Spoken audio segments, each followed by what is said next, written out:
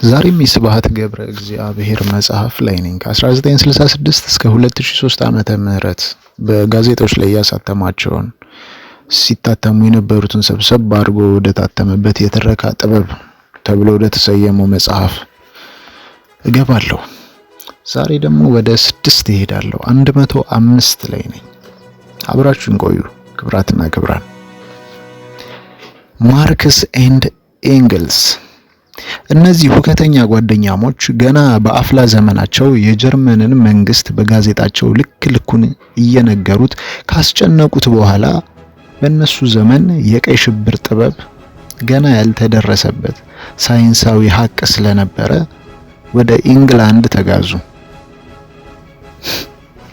ኢንግላንድ ኢንዱስትሪያል ሪቮሉሽን የመነጨበትና ልቅ ስድ ነፃ ካፒታሊዝም የናጠጠበት ሀገር ስለሆነ በኋላ ጊዜ ዓለም በሁለት ጎራ ተከፍሎ ኮሚኒዝም እና ካፒታሊዝም በአጥፍተህ ጥፋ ኒውክሌር ቦምቦቻቸው የሚጠፋፉበት ዘመን የተነበዩት እንደሚመጣ ከማንም ቀድመው ያወቁት እንጂ እነሱ አላመጡትም። ያመጣው የሰው ልጅ ታሪካዊ ሂደት ነው። እነዚህ ሁለት ነቢያት ለተነሱበት ሰፊ ጥናት ግዞታቸው እነሱ ብቻ የተገነዘቡት ትልቅና ብቸኛ ጸጋ ነበር። ኤንግልስ ማንቸስተር ሲቲ ውስጥ የጨርቃ ጨርቅ ፋብሪካ ያለው ባለበቂ ሀብት ካፒታሊስት ነው። ሶሻሊዝምን ለማምጣት ቀንደኛ ታጋይ ይሁን እንጂ ካፒታሊዝም ከጊዜው በፊት እንደማይመጣ ያውቃል። ልድገማትች ካፒታሊዝም ከጊዜው በፊት እንደማይመጣ ያውቃል። ካፒታሊስቱ ነው ካፒታሊዝምን የሚዋጋ በጣም አደገኛ ሰርጎ ገብ ነበር።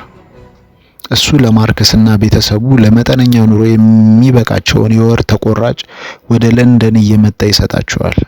ማርክስ ዳስ ካፒታል ለተባለው መጽሐፉ ሪሰርች ለማካሄድ ብሪቲሽ ሙዚየም ላይብረሪ እየዋለና እያመሸ ስንትና ስንት ዓመት እንደኖረ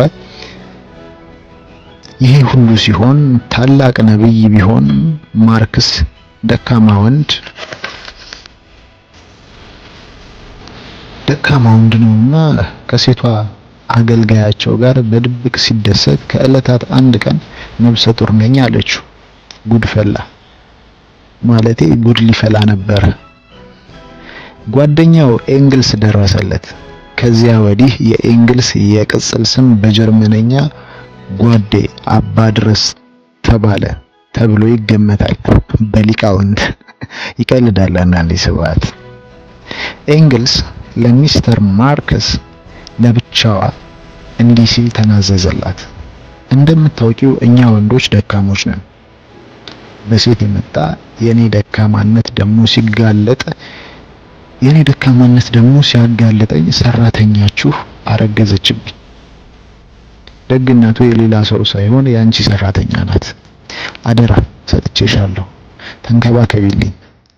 አባት ሊፈጽመው የሚገባውን አንቺ ካልሽኝም ከዚያ በላይ እፈጽማለሁ። በዚህ አይነት ካፒታሊዝምን በጊዜ ርቀት የሸወደው ኤንግልስ ሚስዝ ማርክስን እንዲማን ተንተባተኩኝ ሰናበው። በዚህ አይነት ካፒታሊዝምን በጊዜ ርቀት የሸወደው ኤንግልስ ሚስስ ማርክስንም በቅርብ ሸወዳቸው። ኦኬ፣ ሚስስ ማርክስም የማርክስ ሚስት ማለት ነው። ማርክስ ሚስትን በቀላሉ ሸወዳት። ይህን ሁሉ ሲናገራቸው ግን ሁለቱም ብቻቸውን ነበሩ። እንግዲያው ለኔ ማንኛቸው የነገሩኝ ነው ጽፌው ታትመው የሚታኑት። ለዚያውም እኔ ጀርመንኛ አላውቅም።